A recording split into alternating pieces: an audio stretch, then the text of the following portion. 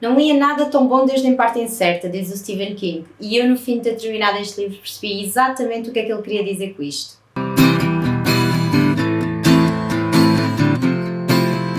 Hello, se ainda não me conheces, eu sou Lili da Lua de Lili e o livro que li esta semana foi este thriller psicológico A Última Casa em Needless Street, da Catriona Ward.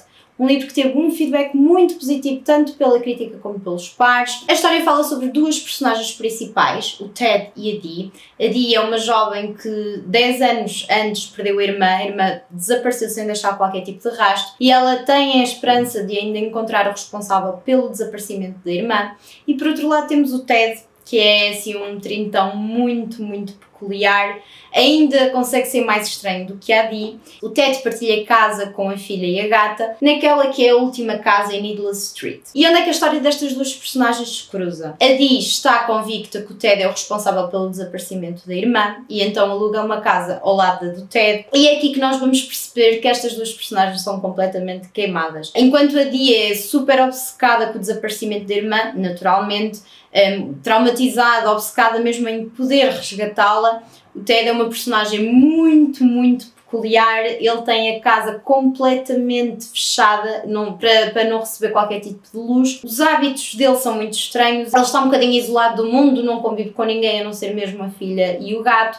Nós percebemos claramente que ele tem ali qualquer tipo de problema psicológico. Durante todo o livro nós ficamos na dúvida se ele é o psicopata que parece ser e se ele é o responsável pelo desaparecimento da irmã de Dee ou não. E eu não posso adiantar grande coisa porque não quero estragar-vos o livro, não quero fazer spoilers. Houveram algumas coisas que me foram surpreendendo ao longo do livro, mas não senti aquilo que esperava sentir e um bocadinho a ideia vendida da Gillian, daquele final com um plot twist gigante que eu fosse mesmo assim apanhada inesperadamente numa reviravolta. Não aconteceu. Aliás, desde as primeiras páginas do livro foi como se a autora fosse antecipando aquilo que estava a acontecer, como se nos estivesse a ajudar aos leitores a chegar lá sozinhos. Eu senti um bocadinho isso estragou um bocadinho o fator surpresa, mas por outro lado consigo perceber o porquê e também aí a facilidade de nós criarmos empatia, tanta empatia com todas as personagens. Por outro lado, aquilo que sim, efetivamente eu senti que ela fez muito bem e que me fez muito lembrar a escrita da Gillian,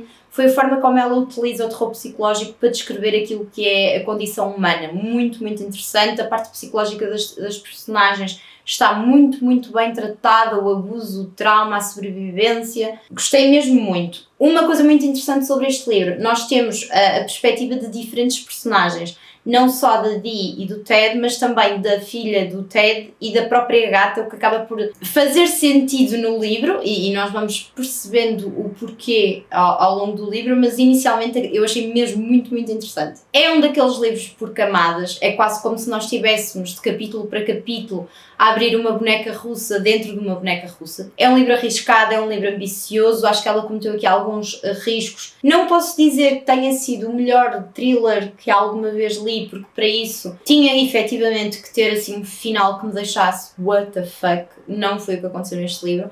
Ainda assim, eu acredito que para quem não consome tanto thriller psicológico quanto eu, é um livro que vai adorar e principalmente qualquer leitor, e isto tenho quase a certeza, é um daqueles livros que nos marcam e que nos vão ficar na memória durante um tempo, e eu tenho a certeza absoluta que vou ficar com estas duas personagens durante algum tempo na minha cabeça. Se já leram, deixem aqui em baixo qual é que foi a vossa experiência, espero que tenham gostado. Beijinho, até para a semana.